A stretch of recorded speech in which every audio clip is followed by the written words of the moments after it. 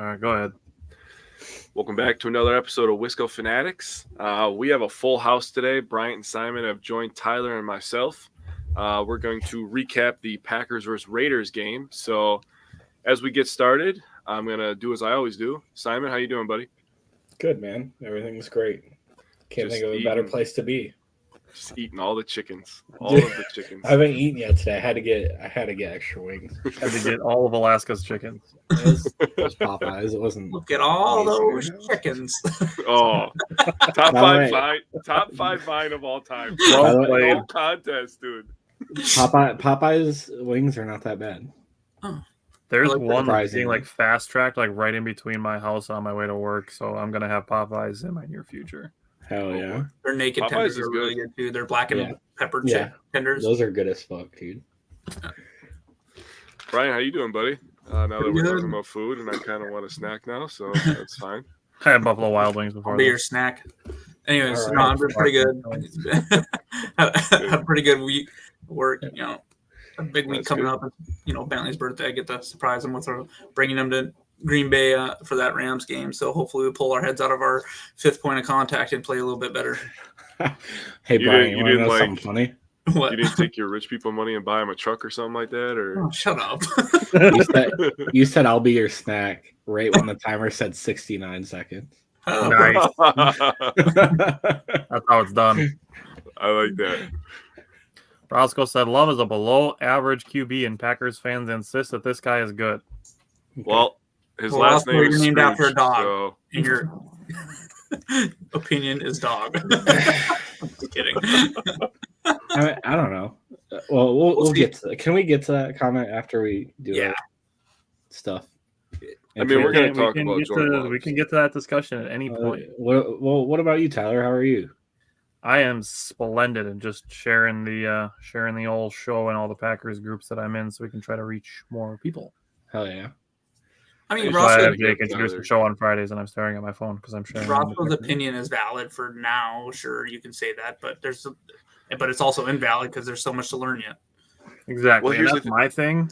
Go Is ahead. sure, and I have this actually written in my notes. We can start with this if we want to. Let's do it. Is Jordan Love? Let's just start with Jordan Love. We'll move this from the bottom to the top. I'm So down. Jordan Love, yes, he is in year 4. However, he does not have 4 years of quarterback experience. Yeah. How many times have you heard people say that there's no replication for game reps? There's no substitute for game reps. There's Yeah. nothing like game reps. So he's in his he started 6 games in his career, Yep. and we're really Yeah, already yeah. like ready for the backup quarterback and shit. Like, really? That's where we're at. That's where we are at. We are 6 games into not having a Hall of Fame quarterback, and we're calling for the backup already. Tyler, we just went from, not to like interrupt you, but we just went from Brewers fans freaking out, right, about Mhm. losing in the playoffs. And then we had a massive amount of them apologizing after watching the 100-win Dodgers, the 100-win Orioles, and the 100 and whatever win Braves They won 104. lose in 104. the second round in way more embarrassing ways than the Brewers did. This is the same people that cheer for the Packers. So I want everybody to take that context when you're talking about Jordan Love and they're asking for Sean Clifford to start. These are the same people. Look, So I wanted to say, and I know this is one of the concepts things you covered, Tyler, but I didn't think the coaching was good at all in that game. I don't know what the game plan was. I thought it was too many checkdowns. I don't know what they're doing. But as far as Jordan Love, he made 2 bad interceptions. Yes, that third interception trying to win the game. You know how hard it is to roll left and throw a dot 45 yards on the field? That's just not something people do on a regular basis. He was a second late with the throw, and Christian Watson was open, yes.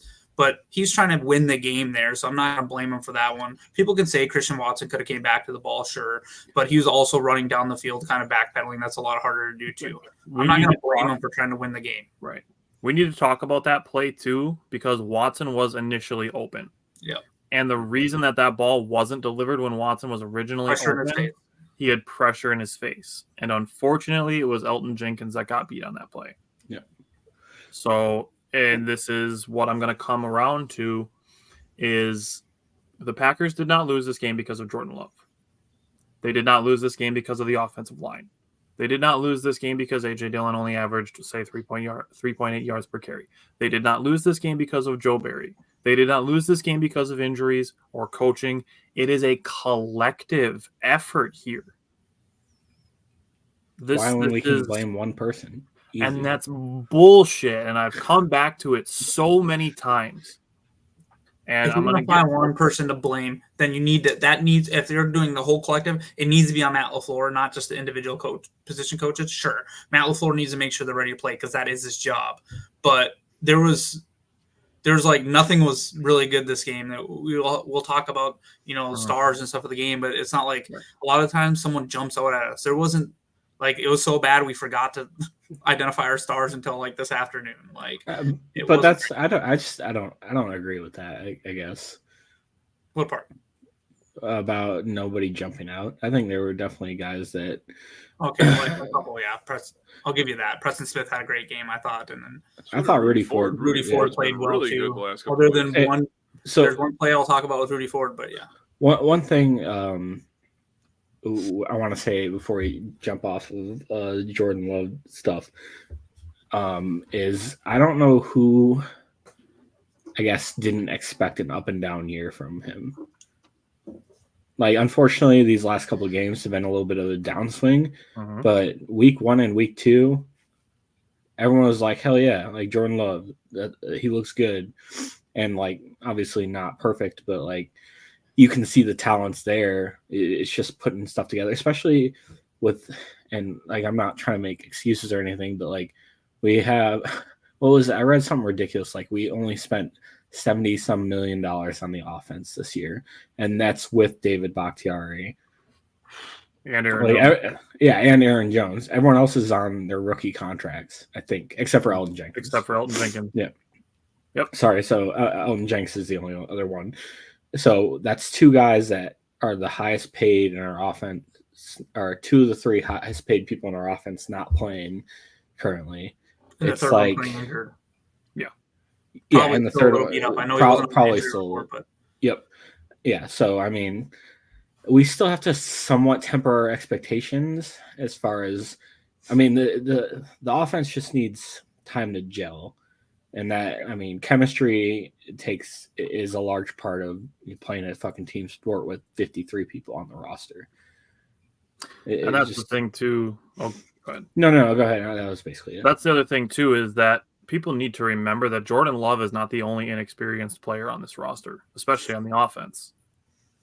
I mean, you look at the targets, like Luke Musgrave and Jaden Reed are what I would say are 2 of the top 4 targets in the offense. Yep. They're both rookies. The other 2 top 4 targets in the offense, Christian Watson and Romeo Doubs, are second-year players who missed chunks of time of their rookie seasons because of injuries. Yep. So it's not even like they've got 17 games under their belt from last season.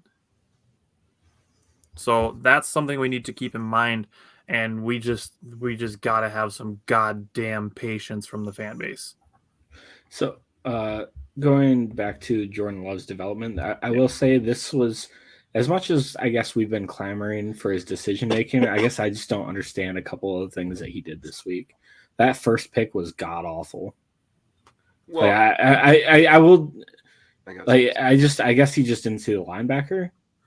It reminded me of, I think, the first one that he threw against the Lions too, where it was just like, okay, he's trying to set up and get a rhythm throw, and not really taking in what he's seeing or taking the time to look. It's just more so like, okay, I worked on this in practice. I do this. I take a 3-step drop and I throw the ball here.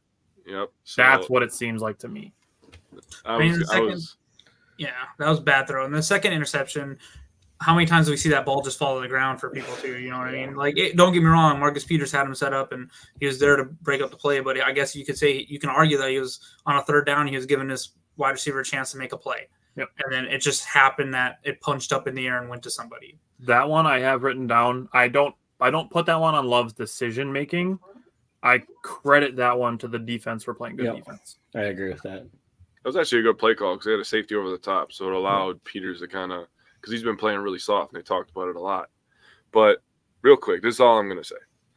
Going into this season, obviously we all knew up and down. I wanted Love to be put in uncomfortable situations because the only way is to succeed in life, Tyler and I talk about it all the time, is to get comfortable with being uncomfortable. Put him in a lot of late game drives. He's been in a lot of them. We're literally a drive against Atlanta and one drive against the Las Vegas Raiders from being 4-1. If he's successful on both those drives, we're 4-1 right now. We got our tails kicked against Detroit. We could be 4-1. Kind of a fake 4-1 because we were beat up on bad teams, but we could be 4-1 right now. Yeah, literally, if that ball to Watson is 2 foot higher, it's a touchdown. We probably win that game. Yeah, and that's an incredibly hard throw, or just a perfect pocket. I mean, that's The other thing too is there were 2 drops on that last drive too. One by Musgrave and one by Dubs. Thank you. The first down one, the Dubs. So that would have changed pretty much everything. See, I was very highly critical. You know, when we get to coaching, I'll talk a little bit more. But I was really highly critical of LaFleur's coaching in this game too. Especially in the red zone, I don't think he called a great game. But that first play call on that last drive was 100% the right call, and that was a great throw by Love. So Dubs has got to catch that. Yeah, I agree. Okay, let's do one other perspective adjustment before we get into the stars from this game. And I want to ask you guys this question is what are our goals for this season? We talked about this less than 2 months ago, what the goals are for this season. So I just kind of wanted to bring this back to the forefront and discuss it again because I have something that I want to say about where we are as far as Green Bay football is concerned. Like personally or like my let's personal let goals Brian in life? start. I want to hear Brian's thoughts on this. Goals for the season.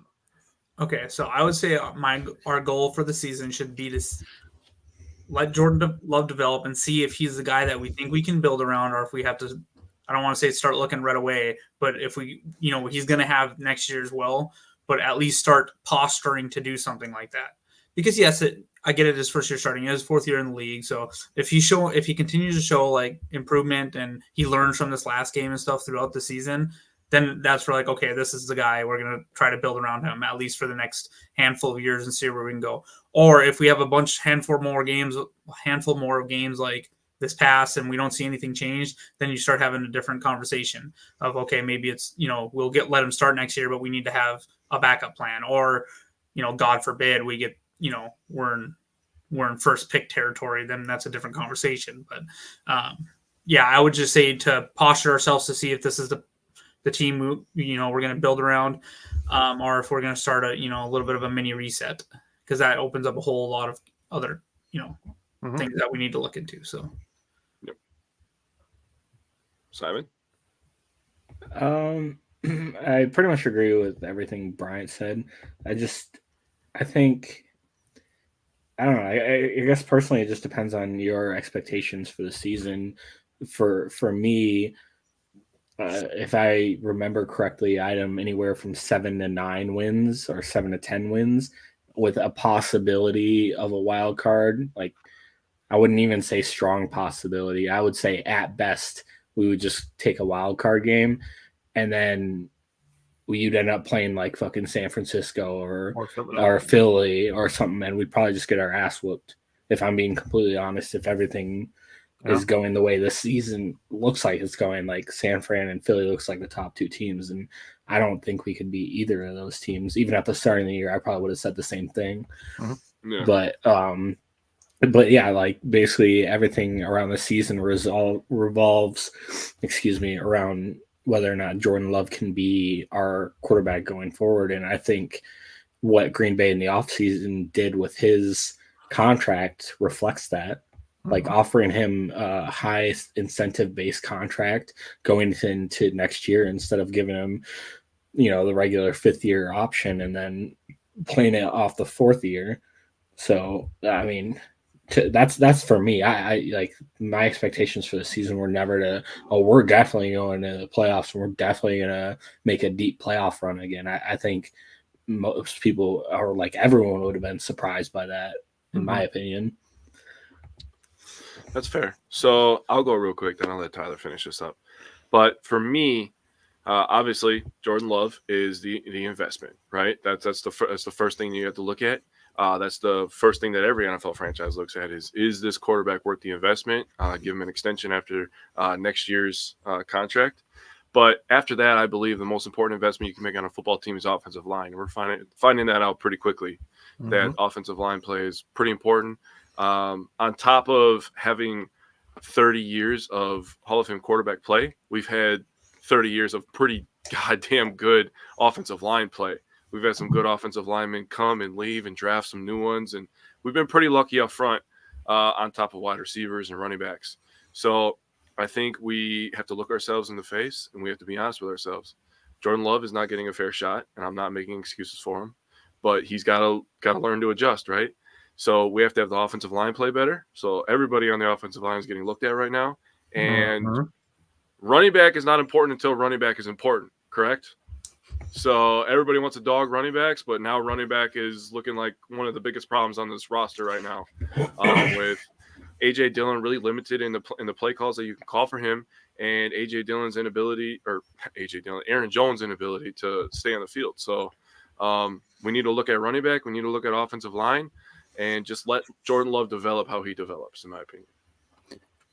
So I asked this question. So I want to look at some perspective so far. Green Bay has won 2 of their 5 games so far. That's about 40%, which puts them on a pace to win 6.8 games, which I'm going to round up to 7. We all talked about having them between 7 and 10 wins.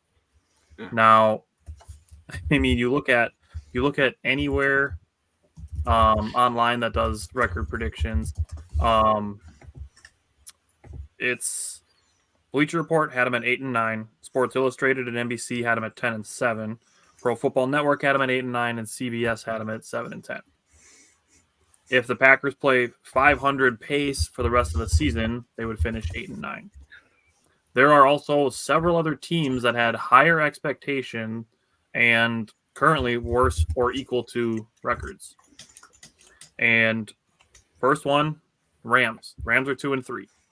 You can say they didn't have Cooper Kupp for the first 4 weeks, but they also have Puka Nacua, who has turned out to be very, very useful, I'll say.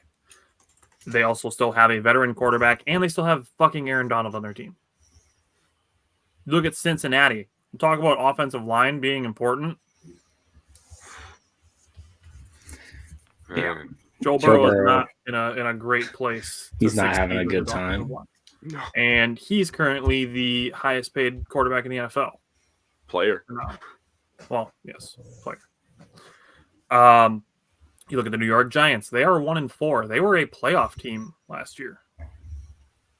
They won a playoff game last year. And the team they beat in the playoffs last year is also 1-4, being the Minnesota Vikings. So there are teams with higher expectations who have similar or worse records than the Green Bay Packers. So, you can call it a moral victory if you want, but the fact is it could be worse. We could have higher expectations and more disappointment. Like last year. Sure. Now, the reason that I wanted to ask you guys this question about what is our goal? My goal, I would say, is we are at a talent evaluation point at several position groups. Obviously, quarterback is something you guys all brought up. Wide receiver is another one. Tight end is another one. Defensive line is another one. Interior offensive line. So we have all these position groups where we're talking about evaluation. I noticed how none of you said the goal was to make the playoffs. And I wanted that to be the case because what I have written down and why I wanted to discuss this is the Green Bay Packers are not a win now team. No. Absolutely. They are not in a win now situation. They are not in win now mode. Now, why I bring this up is because we are not going to be making win now moves. There will be no coaches fired. Jordan Love is not getting benched, and we are not trading for or trading out any players. Yeah. Why does everybody want us to trade for Jerry Jeudy? because ESPN said it. But that doesn't make sense. He's been awful. Eh, He hasn't been good. no, I mean I wouldn't say 20 yards. good, but I don't think he's been like awful. But Dude, the thing is, He isn't worth the first round pick. I'll give you Heck that. no. But like, a third. I mean, no. I'm saying first round pick that they gave for him. Yeah. Like they spent on him. ESPN, the dumbass fucking trade that they suggested was Romeo Dobbs in a second for Judy and a Not a No. chance. Yeah. They can piss that off. was like Fill my in the response blank. to that was this looks like something that Bleacher Report would cook up. It's like Hey something Romeo, spent- thanks for working really hard the last 2 years. Now go die in Denver. But that's my I think thing. people underestimate like Dobbs' leadership on the field because he's Yeah. not super vocal in the locker room. So I would be absolutely shocked if we were to trade Romeo Dobbs. No, In fact, I no. don't think if we We're not- traded for Jerry Judy, we wouldn't be trading any of our young, or at least Dobbs, Jaden Reed, and Watson are not going anywhere. We're not. I'll say this as an absolute. The Packers are not going to fire any coaches, and they're not going to trade any players. Dude, I don't know if I agree with the trading players thing fully. Especially if we go off the rails, lose a couple more games in a row. I think there's a chance that this team will get even younger next year because David Bakhtiari is going to be off the team. Right. Aaron Jones is going to be off the team. Yep. I doubt Devondre Campbell's going to be back at this point because Isaiah McDuffie I think is good, and then I think Quay Walker is showing a lot. So those are three veterans right there. And then you're talking about I think Josh Myers is due a contract. Preston I think Smith. Preston Smith will probably be gone. You know, I love him unless he restructures again, which Preston Smith, I could see doing it. Even if Aaron Jones wants to restructure, I don't know that you do it at this point. I think you need to find a young running back. So if we were going to trade for anyone, if we bring anyone in, it's got to be someone that they're young yet on their first rookie contract and that we're looking to have for the next several years. But Brian, more I'd likely, be very surprised if Campbell didn't come back next year. what's his Yeah, cap? I thought he was. He has 11 million dead cap, Oh, okay. I thought and it was, it's the last one. 14 million. So they wouldn't save that much by cutting him. Okay. For some reason, I thought this year was his. No, it's next year or yeah, the year David after that Bond. would be Okay. fine. Then he'll probably be back unless we trade him. But yeah. Even still, like I said, with this being an evaluation year, we are 5 games into the season. Nobody's getting fired. I'm sorry. We're not going to be making these super drastic moves from the youngest team in the NFL 5 games into an evaluation year season. Okay, so that said, we can get to this Raiders game now that we've had this perspective readjustment. Our stars of the game, I have the first one. It's Rudy Ford. He's quietly been a pretty consistent safety. Yep. Outside of some missed tackles earlier in the season, he's been very good. Has back-to-back weeks with an interception. He also had a really good pass breakup last week. And overall, I mean, his tackling, like I said, since early in the season has been pretty good. And then with Darnell Savage going down and not returning for the second half of this football game, Rudy Ford became basically the leader of the safety group, and I think he did very well. So Rudy Ford gets our first star of the game. Jake has the second one. So we decided on Preston Smith, and I think that's a great choice. Preston Smith had a really, really good game. 3 total tackles, 2 solo. He had a sack. Love the sack celebration, so always nice to see the Preston Smith sack celebration. He also had a tackle for loss, a pass defense, and 2 quarterback hits. So mouthful of stats from Preston Smith. Simon has our third star. Anders Carlson. I mean, I don't know. We've said it before on the show. Like after the whole preseason thing where he's just missing kicks left and right, and he's just been a model for consistency. I can't speak today or ever. This season, he hasn't missed a kick yet this year, and he can actually kick out of the end zone. That was funny. So I'm gonna say it. his Like, brother. I'm gonna knock on wood. There might be an Anders Carlson apology form in the works. I'm in. Bryant got to pick our underrated performer this week. So there's definitely a couple people I looked at for this. Isaiah McDuffie was in the running. I think Christian Watson had a pretty good game, being as the fact that he had like 50% of our production through the passing game. Granted, one was a 77-yard touchdown or 77-yard catch that we wish he could, cranked it up all the way. Maybe he's still just holding it back a little bit. That's neither here nor there. I know you're going to talk about that play later, Jake. But then, but the person I went with was AJ Dillon, because the stat that Simon shared with us is pretty disgusting, right? So yeah, he only had 3.8 yards per carry, but 2.7 yards per carry after contact. That means for the 70% of the yards he produced in the running game was after he was initially contacted. So, he kept us in that. I just feel like we didn't take advantage of the play action we could have ran off of it, and that's a coaching thing, in my opinion. Or maybe Jordan. I'm talking about that. Yeah, Jordan was not on, but I thought Dillon at least gave us something in the running game that we should have been able to build on, and we didn't. I'll say with AJ Dillon specifically, he was leaps and bounds better than he was the previous 2.5 weeks. 100%. Okay, so Jake, I'm pretty sure he had a couple really good blitz pickups too. He did. Jake, I know you wanted to talk about a certain play before we start getting into the aspects of the game, but yeah, go ahead. So there's a lot of rumors going around the NFL the last couple of weeks that Josh McDaniels is, excuse my French, he's a piece of shit, and I'm really starting to believe it. He had comments after the game talking about the horse collar tackle that Marcus Peters put on Christian Watson.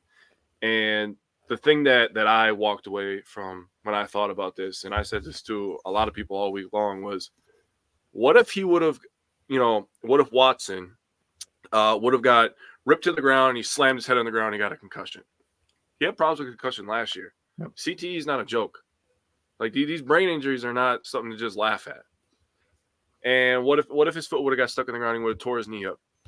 We have a guy who used to be an all-pro, one of the best players at his position. He's paid like it, and now the guy can't stay on the field, and it's terrible to watch these fans tear him apart. His name's David Bakhtiari. What if Watson's knee would have got tore up and his career is over? He never gets to his second contract. A guy with all that talent never gets to his second contract because of what Josh McDaniels called the right play. That is garbage. It is a flag, and it is a penalty for a reason. Now, Tyler and I were actually talking about this, and I believe Tyler, I believe that he came up with a really, really good solution. So when I was thinking about it, I was thinking about the transition foul that the NBA kind of implemented this year, where when you foul, I believe you get 2 free throws on the ball, right? And that's if you foul 94 feet away, which is almost damn near impossible, but it is possible. So Tyler, why don't you tell your idea, and we'll see what the people think. So my thought with this was and like Jake brought up the NBA foul, the clear path foul. Yep. So Christian Watson obviously had a clear path to the end zone, and the only thing preventing him from scoring the touchdown was having his collar of his jersey and pads grabbed. So my thought was, if there is an unsportsmanlike conduct penalty of that nature called when a player has a clear path to the end zone, is to give an uncontested field goal from the extra point distance worth 3 points. And then the offense keeps the ball. They would never do that, but that'd be fun. Think about it. If you're apparently there is a rule. That's the right play. If that's the right play, well, then put your nuts on the line. That's all I'm going to say. So apparently, I feel like there'd be too much subjectivity there. Same with apparently there's a rule that it would have allowed them to give the Packers a touchdown on a play. I don't know. It was Matt Ramage or something sharing a video talking about the rule in the playbook or the rule in the book that states that they can award the touchdown there, but I don't think it'll ever happen. And that's the thing, is because it occurred inside the 5-yard line, or inside the 10-yard line, it only ended up being like a 3-yard penalty for a horse collar tackle. I would be more in line with them if you get a 15-yard penalty within the 15 yards, it goes to the 1-yard line. And that was one of the things that Jake brought up actually when we discussed this. But when it's, like I said, when it's a player safety issue, unsportsmanlike conduct penalty, there has to be a harsher thing to stop that play from being in the game of football. Because like Jake said, it's a garbage thing to say that was a good play. Right. Like that shouldn't be in the game. And if you look at college, what they did with targeting, you have to sit out a game Yeah. Yeah. So I mean, I don't think that that's necessarily the right thing to do with a horse collar tackle, but I mean, there has to be something more than what only ended up equating to a 4-yard penalty for horse collar tackling a guy away from scoring a touchdown. Yeah, I would definitely be on board with them putting it on the 1-yard line. I think would be a smart move there. I agree with that. And it's a personal foul, because you'd have to think about too, like on a punt return, we wouldn't, like if a team gets a hold on a punt return for a punt to the 8, it shouldn't go to the 1. But if it's a personal foul, sure, put it on your own 1. Then at that point, I think that would be something they could do. Something like a 15-yard penalty. It's moving to the 1-yard line. Either way. Yeah, no more half the distance on a player safety type foul. Yeah, which I'm not saying it because we didn't score a touchdown. I'm saying it just because of the fact that like this is this guy's living. Watson's clearly had problems like staying on the field. So like a play like that's dangerous like that, where he could get hurt, is like that's not the right play. And for McDaniels to pump that up and say that after the game is just completely garbage to me. Yeah. All right. So Bryant, as we move into the offense, how are the wide receiver development? How is that coming along in your eyes? As far as that game, it was not good. I kind of alluded to it already. Watson had most of the yards, and most of them came on that one play. So he had like 91 yards. Jaden Reed had 1 catch. Dobbs had 1 catch. Wicks had 1 catch. So I want to say I feel like it was a lot more of the game plan this game. Too many. I don't know what they were trying to do with checkdowns and screens a lot. I didn't feel like there was many slants ran or in cuts, in the middle of the field. I don't know if they seen something on tape that worried them or something, but I thought this should have been a game that our wide receivers ate, and they just did not. So it was not a good game as far as wide receiver development in my eyes.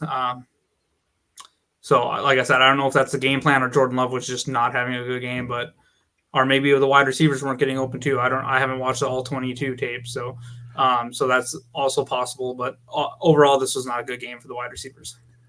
This was, I believe it was in the first half that I saw this stat, and I can't confirm if this was the entire game or if it was only the first half. But what I saw was from the first half was the Packers wide receivers were averaging 0.6 yards of separation. Oh, God. Against that secondary is just atrocious. That's tough. Jason said it should be automatic touchdown plus you keep the ball. I think that's a little much, Jason. Yeah, I don't know about all that, but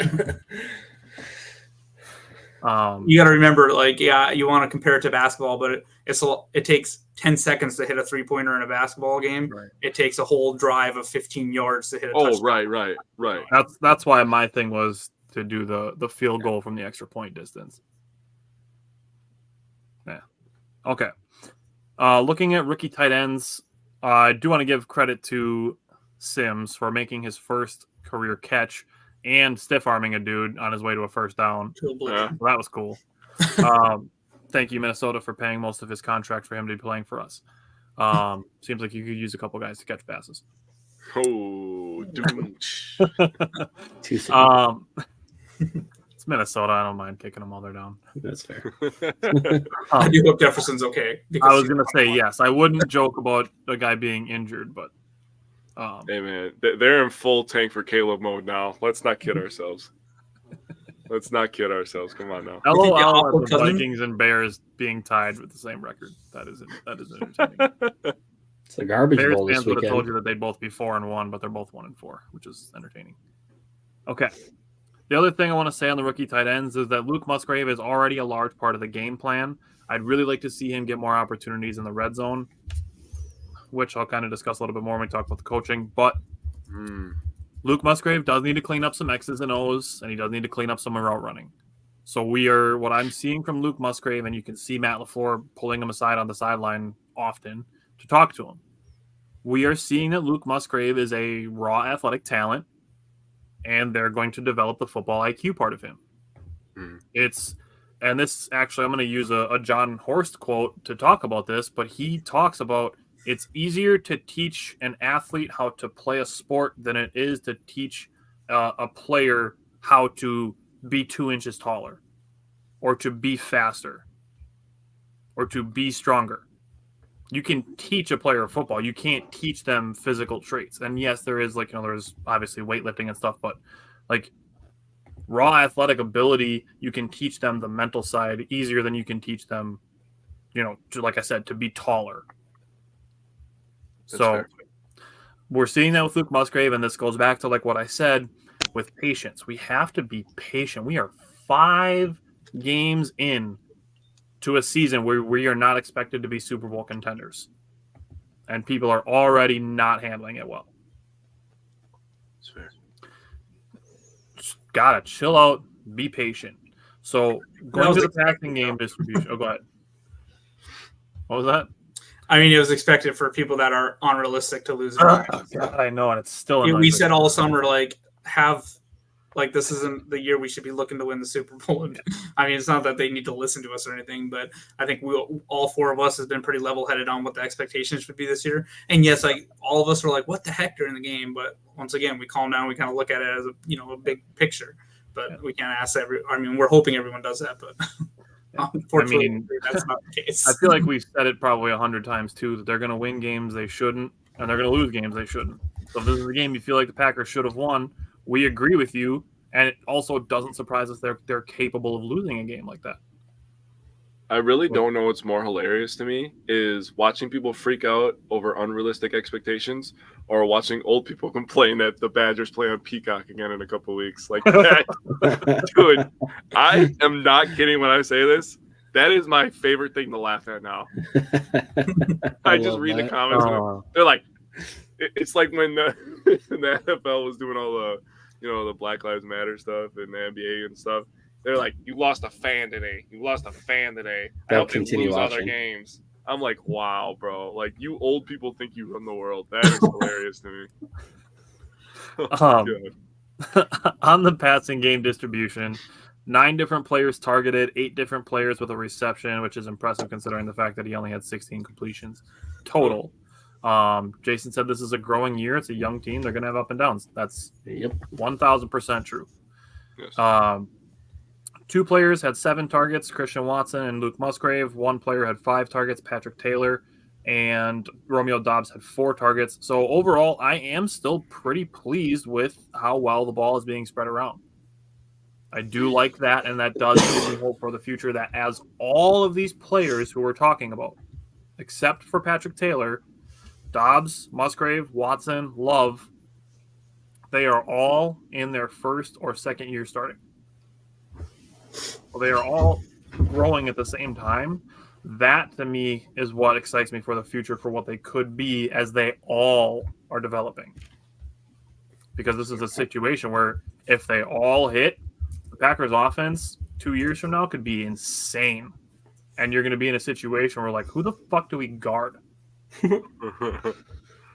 So that's what excites me about this, and that's why I do appreciate that Jordan Love hasn't hyper-focused on any of these guys, and he doesn't have this is my guy, he's the guy that I'm going to throw to in every single pressure situation. If he can trust all of his players in pressure situations, that is what's going to make the Packers a very difficult team to stop in the passing game in the future.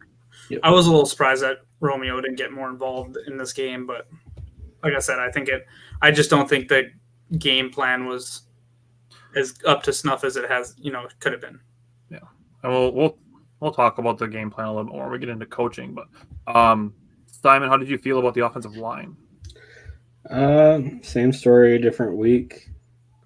I thought they were pretty good against the pass rush for the most part. Max Crosby is a fucking beast. Throwing it out there, he killed. Breaking news. He killed us. It was like him and him alone. Yeah. It's almost like we said that. Like, don't let him get going. But he did. To be honest, I feel like there was like 3 of them at one point. I was like, is there more than one of him right now? He was so good with us. And the one play where Jordan Love like put him into the ground ended up getting called back because of a penalty. I was like, damn it. Yeah. That was so good. Oh, yeah, but he ended up with 7 pressures and 3 stops against us. His average depth of tackle is -2 yards. Oh. He was just so good. And I love Max Crosby. He's a monster, dude. Yeah, I can't hate on him. I was gonna say, and we all love Zach Tom, but that's a Yeah. tough assignment. Oh, it wasn't even Zach Tom. I thought Well, Zach Tom ended up having With all the stunts Matt Crosby he Yeah, was running. yeah. They were He's running all the way around the offensive line on the other side. That's right. That's right. But yeah, just Ring around the he's- rosy out there and I he's was like- smacking us. Hold on, I was looking at something. Give me 2 seconds to find it. Darian said, I feel that Romeo Dobbs should be the number 1 wide receiver and Christian Watson should be Yeah. number 2 until he cleans up his route tree. Honestly, I'm gonna say this. I don't think they have a defined number 1, number 2, number 3. Yeah, I don't think so either. We've seen it be all of them. We've I seen think it be Darian- Dobbs. We've seen it be Reed. We've seen it be Dontavian Wicks. We've seen it be Watson. I think as far as who should be number 1, number 2, I really think that's more of just fans wanting to have a depth chart set of who's our number 1, who's our number 2, who's our number 3. I really think, like I said, with the passing game distribution, that they're looking to set this up as we have 3 number 1 wide receivers and a number 1 tight end. I think Darian, to your point, like I think Romeo is more so like the possession, like shorter area, and then the Watson needs to be the deep threat, and I want to see them both get the same amount of targets. I wanted to bring this up and I forgot to talk about it. When we're talking about Jordan Love, there was a couple really good throws that he made that didn't get completed. That throw to Christian Watson way down the field where it hits him in the hands, that needs to be a catch. And then a That was second the one, drop. yeah, and then the one later in the game, it was where Jordan was getting smacked essentially, but he got it out there. Christian just must have lost track of the ball or something. He didn't cut across. That could have been a completion too later in the game. So there was a couple really good throws, and that's where you want to see Christian Watson continue to develop. Like that's a catch that that if you ask him, he needs to make. Because he even holds up just a tiny bit. You can see him take like a half step slow down, and then he has to reach more for the ball than he probably wanted to, and it bounces off his hands. But that was a gorgeous throw. Like you need to complete that. So he wore it after the game too. You could see him on the sidelines, having his head in his hands. Like, yeah, he expects more of himself, and I think we'll continue to get that from him. Well, the thing about this depth chart thing is like we gotta let them develop. And I'm going to piggyback off of Tyler. Is we are in week 5 with a brand new quarterback. We saw it against the Lions where Love was trying to make a play and Romeo Dobbs broke his route off and it ended up being an interception. That's just a thing where they're just going to have to continue to get reps to understand each other. It's the same thing with Watson. Watson and Love don't have a lot of time together. So the timing on some of these plays is going to be different than with Romeo Dobbs and Jaden Reed and Luke Musgrave. And so we got to just give it time. I don't care what number they are on the depth chart. Yeah. I agree with Tyler. I want to see the targets. If Romeo Dobbs is getting 5 and Watson's getting 8, and then next week Dobbs is getting 8 and Watson's getting 5, I'm okay with that.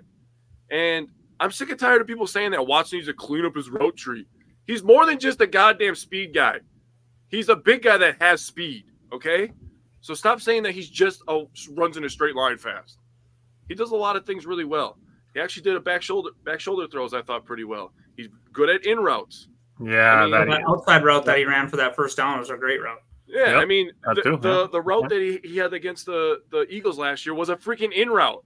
Yep. So stop saying that he's just a freaking straight line speed guy. He's more than that. Okay, Yep. I'm sick and tired of that argument too. I think people are so used to seeing like Devontae Adams. It's just fucking Bro, like those guys Growing are trees, man. unicorns. Those guys Bro. are unicorns. I've said it once. I've said it a million times. Rodgers and Adams were literally created by the football gods for each other. Yeah. That pairing, it literally doesn't get better than that. I'm not even kidding when I say that. The quick release and Adams' ability to get open in like -5 seconds is freaking untouchable. Adams is being held back by his quarterback play. There was one play where he made, I don't remember who our cornerback was, Yeah. completely It sat on was his butt Jair. It was and Jair. Jair. smoked him. If that's Aaron Rodgers knows that's coming at But that time. that wasn't his read on the play. That was on the Yeah. opposite side of the field. I know, but he Yeah, smoked he Jair. smoked him. To your for point, sure. like how many people like Devontae Adams can seemingly change direction well in midair? Like it's just not Bro, those guys don't grow on trees. like his footwork is insane. And that's the Yeah. thing is we are in a much different position than we were 2 years ago. Yeah. It's actually, I shouldn't even say a much different position. It's completely brand new. Like the slate at the wide receiver room is completely wiped clean. We don't Yep. have Devontae Adams, MVS, Allen Lazard, and Randall Cobb anymore. We are now into Christian Watson, Romeo Dobbs, Jaden Reed, Dontavian Wicks. That's where we're at. So we can't put these 4 new guys into the boxes that the 4 guys that we had in 2020, 2021 were in. They're different players. They're different skill sets. We have to look at them objectively for what they do, not for what we've seen done by guys wearing the same jerseys in the past. True. I would say, I know it's, getting off the rails, but I would love to see Devontae get traded out of the Raiders for a chance to go win a Super Bowl somewhere before he kind of hits the end of his career. But unfortunately, the best places that go for him would be like Kansas City, and they're not going to trade him to Kansas City. You know what I mean? So we'll see what happens with him, unless he wants to go to New York and wait for Aaron next year. But and people feel that a veteran presence with wide receiver will help us too.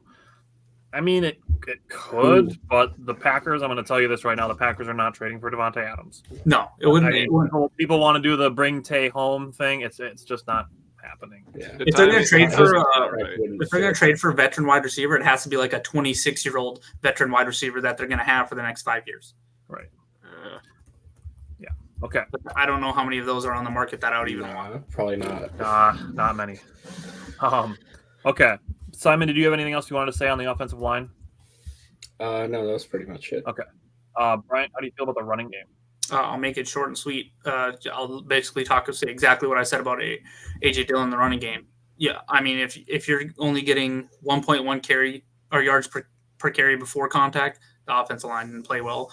So for the running game, I thought he made the best of what he could for his situation. The only other thing I'll say is we need Aaron Jones to get healthy. I don't know if he had a setback or what it was. I know that the Packers can be overcautious. Sound like Matt LaFleur, someone said that he seemed pretty, upset because they had made the plan on thinking he was going to play the entire week or whatever. So I'm guessing there must have been a setback. And all I can say is I hope he's freaking healthy when it comes to Denver, because if we are going to make a little run at 8-9 wins, we need Aaron Jones. I don't think there's anyone on the market that we would trade for. If they wanted to trade for JT now that he has an affordable contract, sure, but it's not going to happen because the Colts just gave him guaranteed money or whatever. Right. So he's there. Yeah, there's not help coming in that area. I think Eric Wilson should probably start getting some more carries, and because I think he could break some off if he might give him 10 carries and maybe one of those he breaks for a 30-40 yard run. So I'd like to see him getting a few more carries, I guess. But as far as the running game, we just need Aaron Jones back. But A.J. Dillon played a lot better this game. Actually, Taylor's contract's not terrible. No, that's the thing, though, is because Indianapolis extended him. Though. They did that to keep him. They didn't do that to trade him. I don't think so. Yeah. Oh, yeah, for sure. But his contract's not that bad. No, that's what I'm saying. $5 million cap hit this year, 10 next year, 15 the year after. Yeah. And then they have it out in 2026 with only a $2.5 million dead cap. Yeah, but how hilarious is it? If they traded for him now, I'd be happy. Yeah. Oh, yeah. yeah. You got that contract, and Zach Moss just went fucking bonkers. Dude, that's why someone listed off all the stats, and they were like, "Oh, Jonathan Taylor came back. He had 26 carries." Blah blah. Blah. Just kidding. That's Zach Moss. Dude, he was running hard. I was watching that game. He was going crazy. He's gonna remind me of a James Robinson that is a good wide running back that just doesn't get a consistent opportunity. He's been good for them this year, though. Yeah, I agree. All right. Jake, red zone offense. So I usually break them up in the times that they did. So the first one, they ran one play from the 18-yard line. So technically they were in the red zone. It was a 3rd and 8, incomplete pass, but there was a penalty on the play. Myers was an illegal man downfield. We got a field goal. So the second opportunity we had in the red zone, we just ran A.J. Dillon. And then we ran A.J. Dillon, and we ran A.J. Dillon until he got into the end zone. And I will say the offensive line was getting a pretty decent push on those runs. So that was nice. The third one, now, this one really, really pissed me off. I was about ready to break my TV in half. I won't lie to you. So first run, they were like, all right, well, we had A.J. Dillon run up the middle the last time, and it just kind of worked. First play, -2 yards. So that's not great. Not a great start. Then 2nd and goal from the 5. This was after the Christian Watson 77-yarder, by the way. So that pushes back to the 5-yard line. He ran A.J. Dillon up the middle again, and he got 1 yard. So then we get the third and goal from the 4-yard line. Maybe my least favorite play of the game. Oh, this is 100% my least favorite play of the game. You have a 6'5" wide receiver and a 6'6" tight end, and they are blocking. You have a right-handed quarterback going to his left. What the fuck?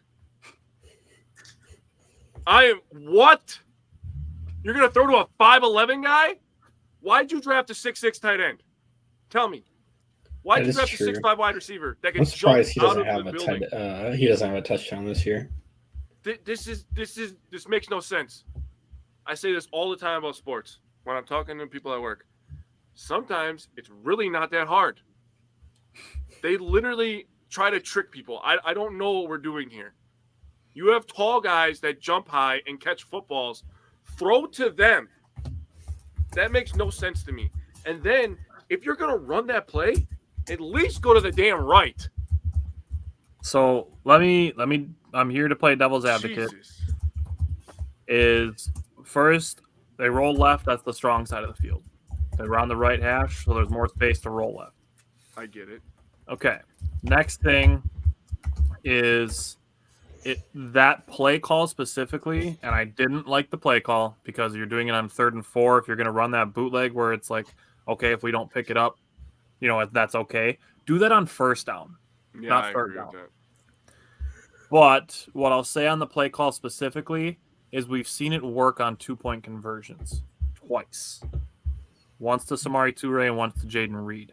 And it seems like they were kind of trying to get to that position where they can catch a defensive back, continuing to go with the flow, and then the receiver comes back the other way because we have, like I said, we've seen it work with Samori Toure and Jaden Reed.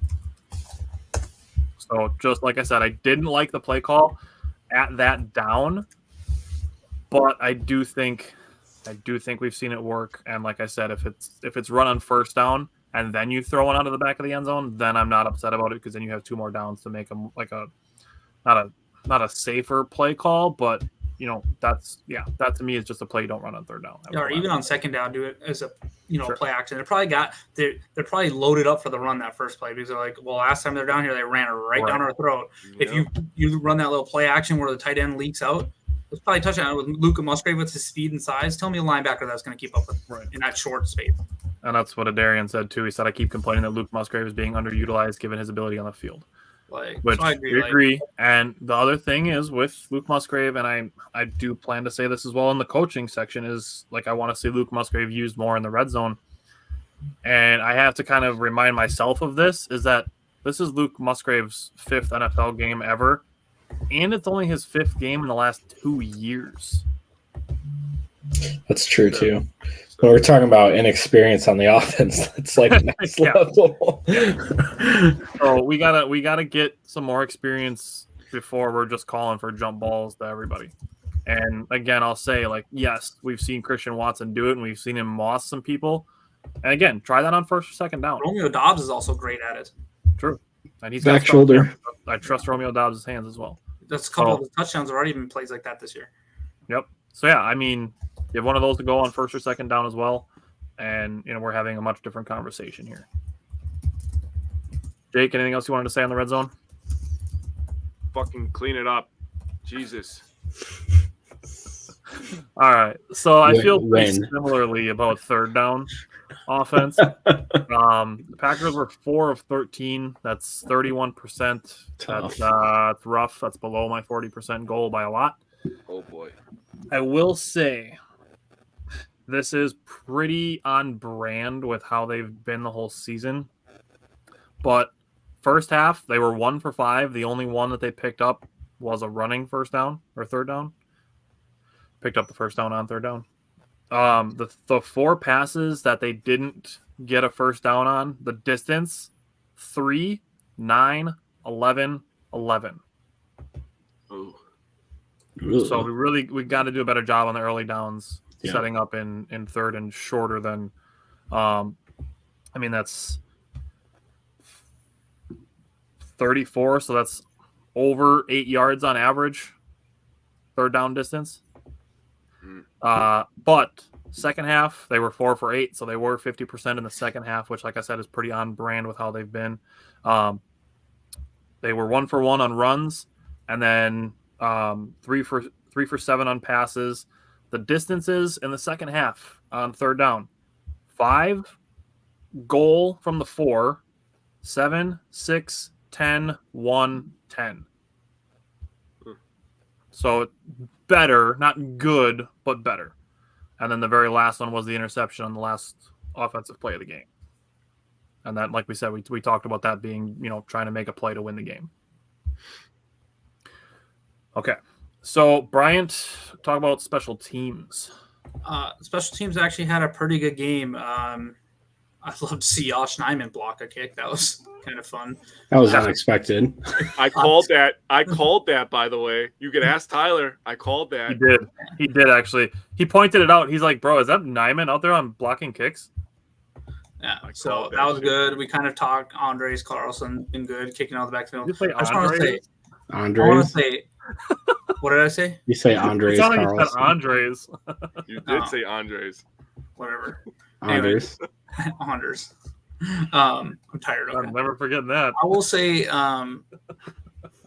Chris, Nissan next Jesus Keyshawn.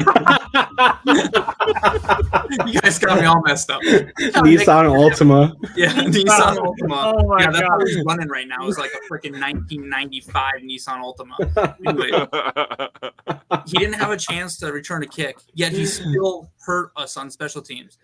He had a punt return for 2 yards. If he just runs straight, Oh it's my like God, that 10 or bugged the 12, fuck 15 out of me. yards. I'm like, what are you doing running across the field, man? You're running like just make the play that's there to be made. Yeah, take Please, what they for give the you. love of God, get us some yards on. And then I think immediately they took him out and put freaking Reed back in punt returns. But it's Yeah. like, if he's, I feel like he thinks he needs to hit a home run every time, and maybe he has that Aaron Rodgers mentality where Aaron Rodgers told him take it out every time, 9 yards, he'd tape it out. Take it out. We're not playing well enough on special teams right now for him to do that, or for him not to take the extra 10 yards he could have got by just running up the sidelines. Yeah. Like, just make the play that's there for him right now is what I want to see him do. But other than that, special teams, I will say they had a good game, but I can't really judge it properly because we didn't return a kick, and so we didn't have a bunch of penalties.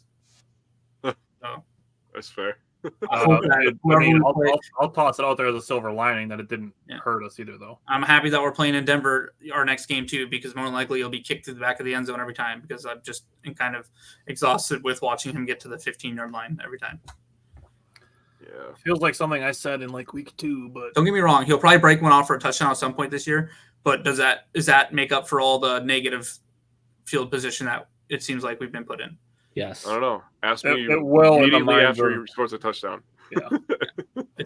If we're down 28-0 at the time, we'll great. I mean, it did mean we're beating the Vikings 41-0 again. That'll be fun.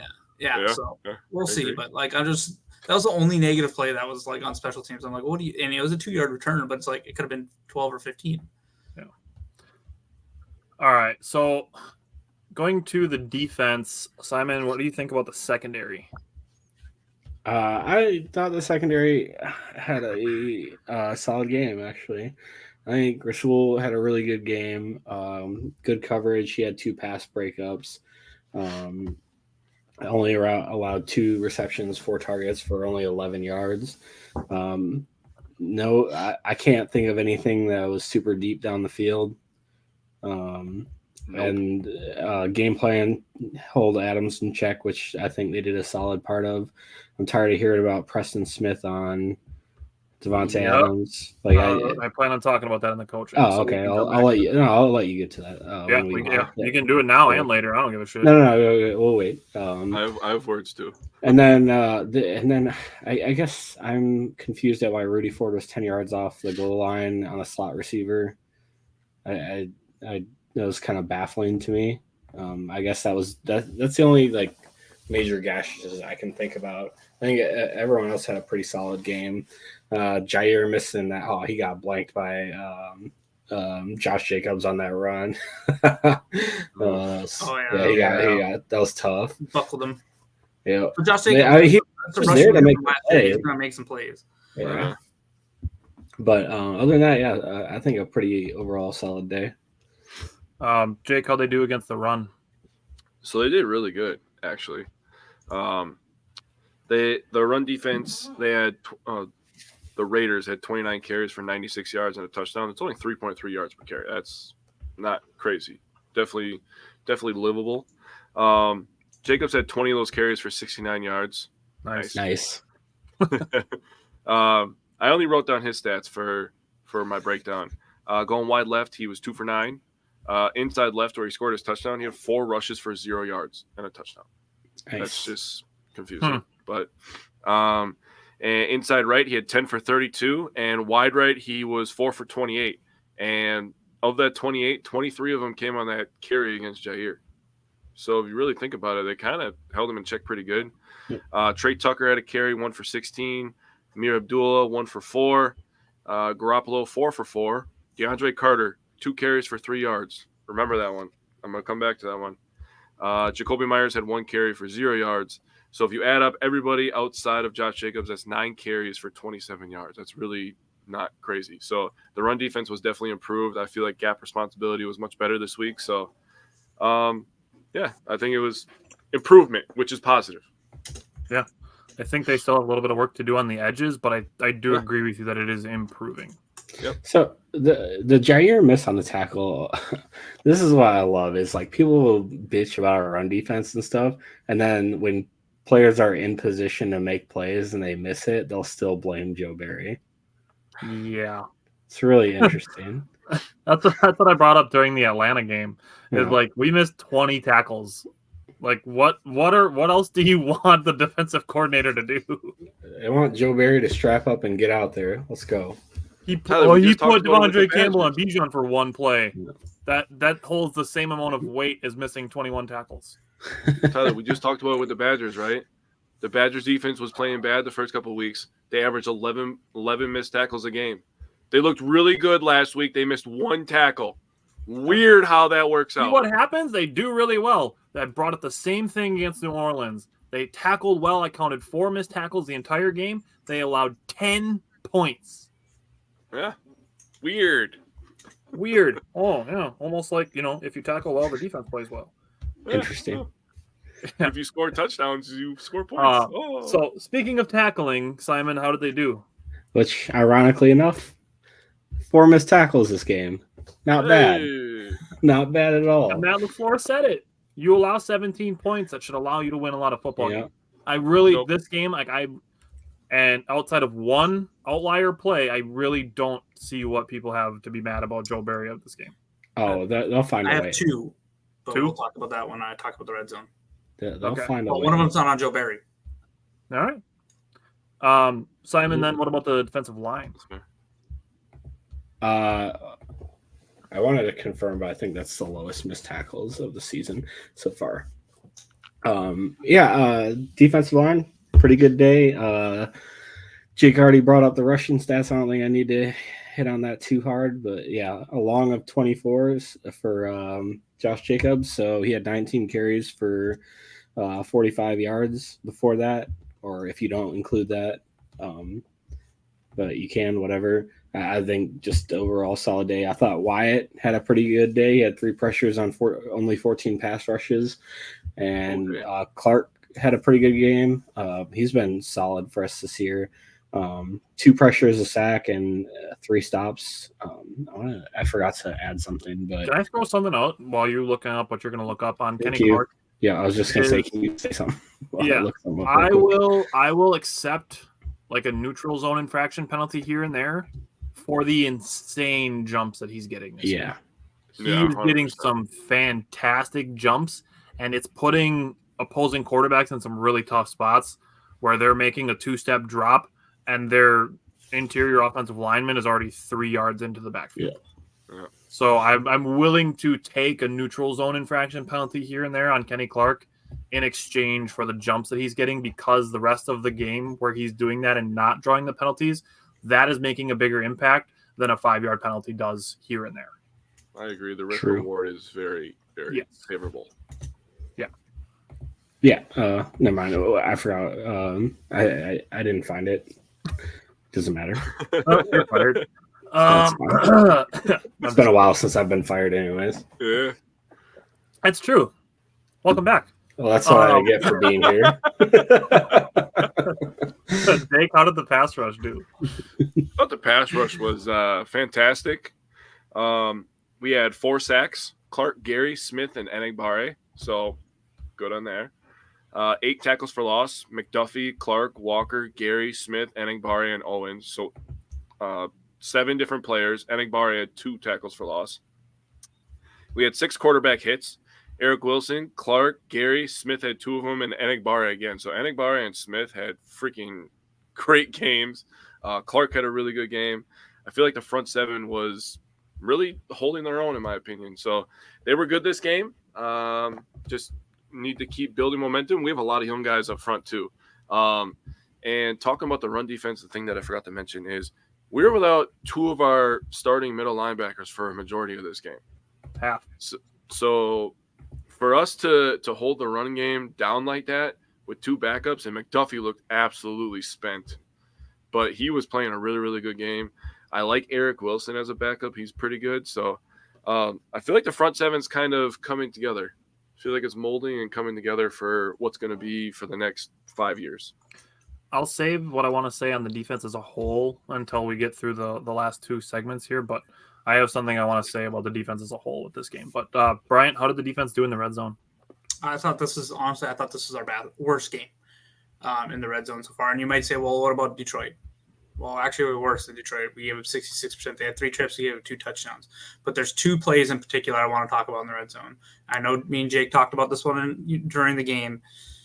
You cannot have your player flat-footed on the goal line, 8 yards deep, and then take a step backwards and then hope to make a tackle when he's standing there flat-footed and the wide receiver catches an easy catch with momentum running towards the end zone. He's just not going to make that play 95% of the time. Yeah, he could have made a great tackle there, but that's just not a good position to put him in. I don't know if that's on Joe Barry or if that's on the player's decision to step back that far, but if that's the player's decision, I want to give him this much cushion.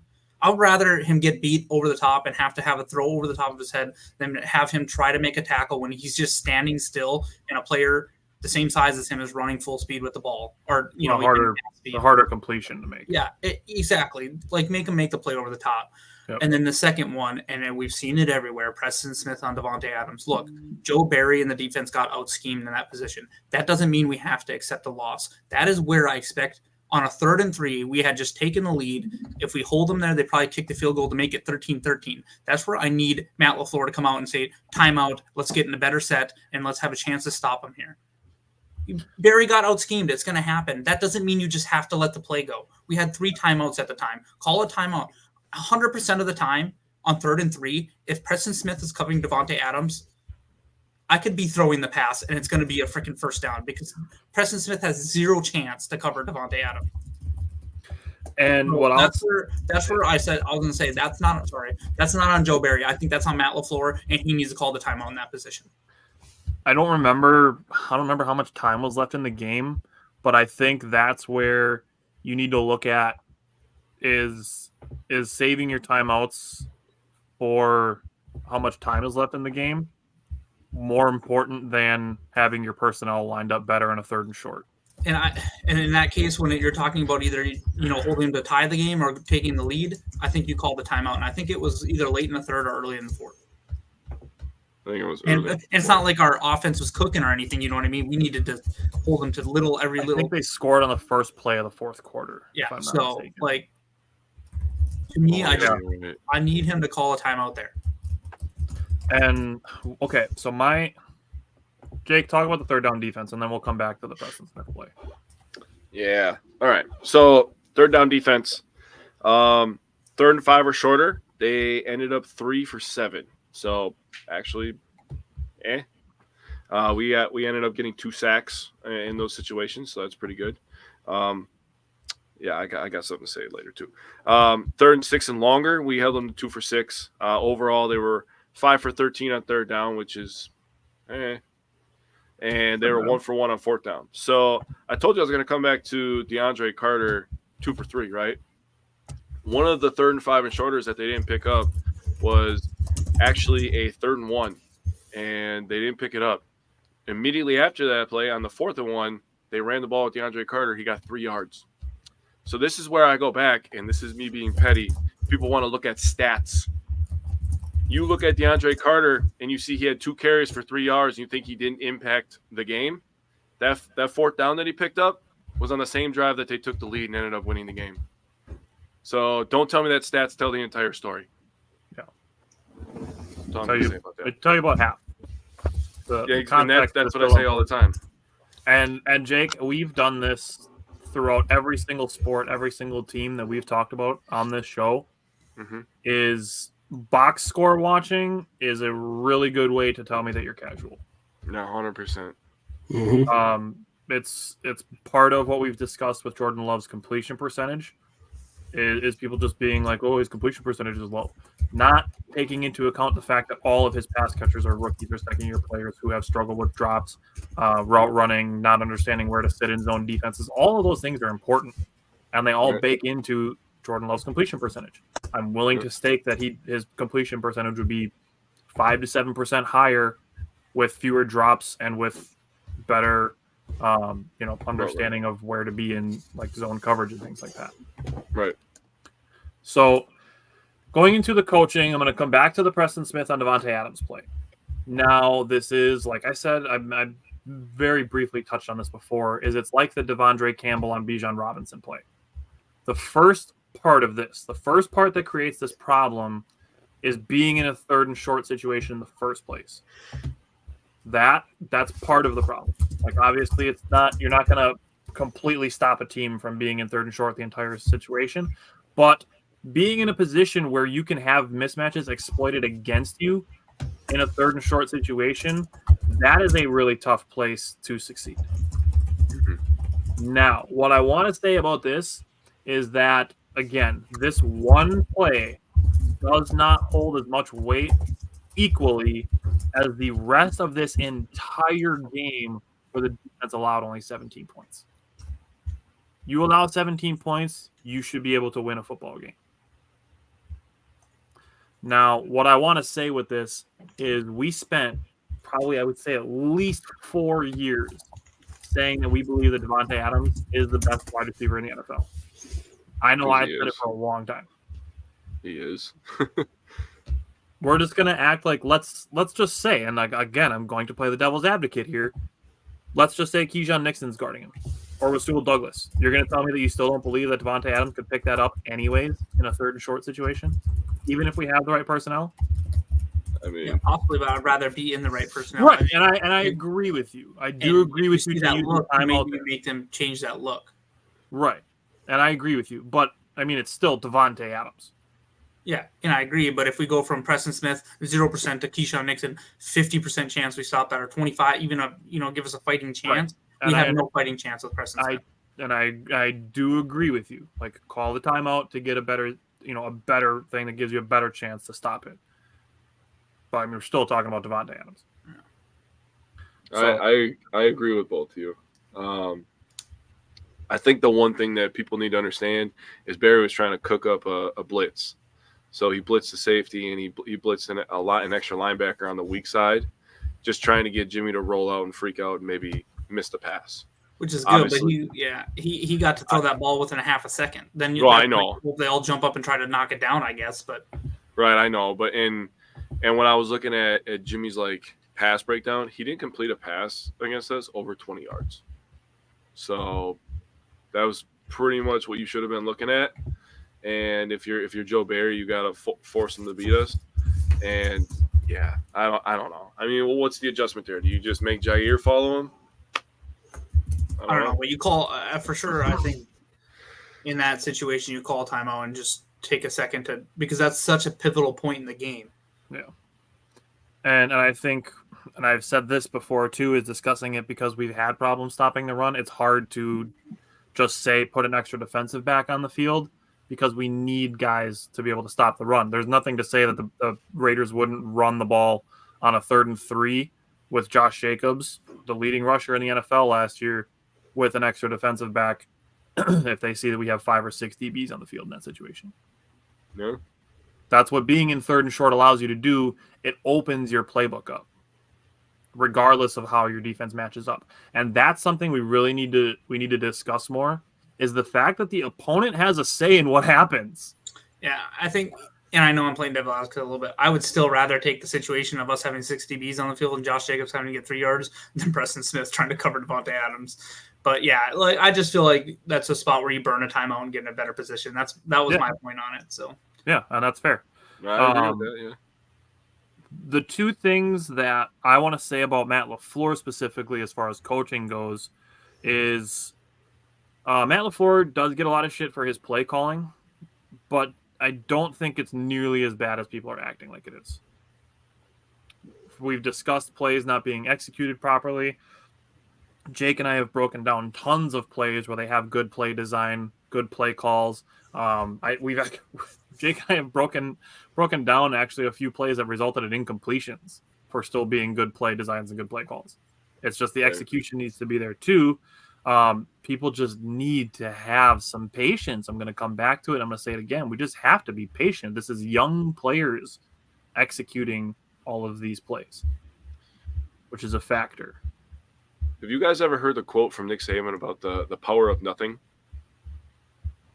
No. You guys ever heard it? It's one of the best things that I've ever heard. So he talks about if you're talented but you don't work, what do you get out of that? Nothing.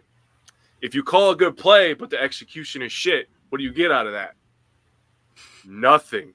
So basically he just goes on for about 30 seconds talking about you can have all this stuff, but if you don't put the preparation in, you don't put the work in, you don't care, you don't pay attention to detail, you get nothing out of it. So that's what I'm seeing, right? That's what I think about when I think about the Packers. Is Matt LaFleur can call these great fancy plays. If the execution isn't there, you're seeing the result. Nothing. Yeah, and that's fair. And that's why we really have to just keep reminding ourselves of the fact that this is a team game. Yeah. The other thing, and this is where I will be a little bit critical of Matt LaFleur and Jake, I knew you and I talked about this, is I was good with the way that they ran the first drive. They set up the run. They dedicated to the run, which I liked that. What I felt was missing was they completely abandoned the deep shots early in the game. They started taking them as the game went on, but we watched through the first 4 games, they took a bunch of deep shots early in the game. We didn't have any of that in the first drive. So that's my only gripe, I guess, is not taking any deep shots on the first drive of the game that ended up resulting in a punt. They ran the ball well. They had some nice short completions to Jordan Love. Then they got into a 3rd and 3 situation. And I'll say this with Jordan Love, and this is something that a lot of outlets will talk about with young quarterbacks, is staying in the pocket, maybe holding onto the ball too long because they're trying to make the big play. And I need to watch the all-22 film of this because it looked like on that 3rd and 3 that Jordan Love had a check down that he could have taken, but he was trying to complete the deep ball to Jaden Reed, and it just ended up being incomplete because there was too much coverage. So I need to check out that play again to see if that was the case, but it looked like the check down was open on that 3rd and 3, and it could have kept the Packers' first drive. So as far as Darian said, I feel the defensive linemen we have are better suited as pass rushers more than run stoppers. Yep. They are on the surface. I believe that a handful of the guys that we've drafted over the last couple of years have the ability to also be run stoppers. Colby Wooden is one that I will absolutely put in that camp. Lucas Van Ness, I believe, has the capability to be both a run stopper and a pass rusher. It's another thing where it's going to be patience and evaluation. So Agreed. As far as time of possession goes, the Raiders have the ball 32 minutes, 34 seconds. Packers 27 minutes, 26 seconds. It's not bad overall, but looking at the Raiders' 2 touchdown drives, 8 minutes, 28 seconds, 5 minutes and 16 seconds. Those 2 drives accounted for 42% of their time of possession. Mm-hmm. That's a long time to be on the field. Yeah, it is. Vegas ran 64 plays to Green Bay's 57 plays. So that's really where I come down on the time of possession. It wasn't bad, wasn't great. And yeah, just the 2 touchdown drives ended up being like the really long ones, the really back-breaking long touchdown drives. And it's not like you guys have talked about, Devontae Adams didn't have any big plays. Jimmy G didn't have any completions over 20 yards. They really dinked and dunked their way down the field. They didn't give up any big plays. There wasn't any like blown assignments. I will say, Bryant, I don't think you brought it up in the red zone. There was the one play where Keyshawn Nixon had the right idea, but he was like a second late on the play, and you could see Rasul knew that play was there. Where if Keyshawn Nixon just sees what he saw just a second sooner, he's maybe making an interception in the red zone. And that's just one of those things where maybe Eric Stokes back, he can make a play like that. I'm not saying that Keyshawn Nixon isn't capable of it, but I'm interested to see what Eric Stokes can do to build on his first experience. Yep. I'm interested to see how they utilize him when he comes back. Yeah, it'll be interesting. All right, so we are okay. Actually, nope, I'm not done. I want to give a shout out to one more guy. I want to give a shout out to Josiah DeGuara. I'm for it. He had one reception, I believe it was for 19 yards, and then Josiah DeGuara did a pretty good job blocking in this game. So being a good blocker is a thankless job, and I want to give Josiah DeGuara some credit for it.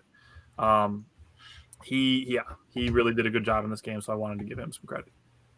And I did actually forget one other thing that I wanted to bring up is this season, as an evaluation season, is also going to be where we see what we need to address in the draft next year. Mm-hmm. And one position that I'm going to go ahead and say in week 5 is already something we need to address in the draft next year is center. Yep. It's going to need to be addressed. With you. I'm not saying we need to draft a first-round center, but it needs to, at the very least, be a priority. I agree. Okay. Is there anything else you guys want to say on the Raiders game? We're going to do the Packers-Broncos preview next Friday with the Packers being on bye this week. We don't have a preview. So is there anything else you guys want to say on the Packers and Raiders game? No, I do. I want to say that I think Jake made a great point earlier in the game, or earlier in the show. That throw to Watson, if it's 1 or 2 yards higher, and then if we make one drive against Atlanta, we'd be talking about a 4-1 team versus it's that close. We're that close. And yeah, Atlanta and Raiders aren't world beaters, but that's some of the games that you would like to see us play. And historically, out of a bye, the Packers have started slow. But if we go in and we get embarrassed by Denver and we let Russ cook somehow where he hasn't been able to make toast this year, we'll have to have a different conversation. But hopefully they're ready. Hopefully this is kind of a wake-up call. Okay, we're better than this, and maybe we need to stop using the excuse that we're young, and they step up a little bit and come out. Maybe the coaches, mostly on the offensive side. I think the defense has been pretty good, other than some just head-scratching decisions like we've talked about. But ultimately, they're not. There have been several. How many games have we had where we didn't give up 20 points so far? New Orleans, Raiders. Bears, right? Or maybe they scored late in the game or whatever. I think they had a garbage time touchdown when we had all the second stringers in. Yeah, so essentially 3 out of 5 games we've held them lower than 20 points. You should expect to win those games, and unfortunately, we've only won one of them. You know what I mean? Right. So 2 of them. 2 of them. I mean, but I will say to your point about the defense that I think the defense has been a lot better than people have been giving them credit for. yeah. And this is the defense that we wanted, for the last couple of years with Rodgers, and we're kind of getting it now. But it's okay because we got a lot of young guys on defense, with some people coming back, and Eric Stokes is going to be coming back. Gary's just going to keep getting stronger. So, we're really setting our team up. And if I've said it once, I've said it a million times. This team in 2 years, we're going to be owning the NFC in 2 years. I firmly believe that. Yeah. And Jake, this occurred to me today. I was going to say it at the end of the show today. Oh. It's, to me, and we went through this as Milwaukee Bucks fans, we are in the own the future time as the Green Bay Packers. Say it with your chest, boy. I agree. I am 100% with that. Say it with your chest, boy. I'm with it. That's where we are at. We are in the own the future time of Green Bay Packer football. If you were a Bucks fan, dude, and you were there for those times, it was not pretty with Giannis all the time. But every once in a 2013 to while, 2016 was rough, but bro, every once in a while he would dunk on somebody, and you're like, shit, man, we lost by 35, but that dunk was sick, bro. that's where we're at. Jordan Love played 5 games this year, and he's thrown 3 touchdowns twice. Like, Yeah, I agree with that. Let's go. So, speaking of Gary, this was the first game where he took over 30. Well, he took 30 snaps. The rest of them have been around 20, hovering around 20-ish. So it seems like he's ramping up to where, like, after the bye week, he might be looking at close to probably a full slate of snaps, or around where he would normally be back. I'll say 50% of snaps. Yeah, I mean, he's just. I'm just saying, like, he's ramping up to getting back to where he was. He'll never So play it'll all be- out, like 100% of the snaps. Right, yeah. No, that's not what I meant. I meant And like, I know what you mean, Simon. That's what I was Yeah, saying okay. to Tyler. Like, I think 75, Simon's saying he's 75. probably going to be up to his normal, like, 40, 50 snaps a game here pretty soon. Yeah. Yeah, I agree with that. Also, I want to say, don't quote me on this because I have to go back and look. He's leading the league in, like, what was it? Pass rush snaps or pressures per pass rush snap. That's a lot of. That was a lot of Yeah. Pressures per pass rush snap. There we Nice. That was better. Good job. Second think take was about it. perfect. Very nice. You didn't call Keyshawn Nixon Nissan or Anders Carlson Andres, so you got that going for you. go. All I can think of is Anders Carlson with dreads.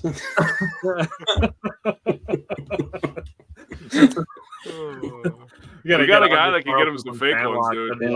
That'd be awesome. Oh, we're This is Andres Carlson. Alrighty, well, I will see you guys back next Friday then. Jake, I will see you on Wednesday. Everybody have a good night. Thanks for watching and tuning in. Yeah.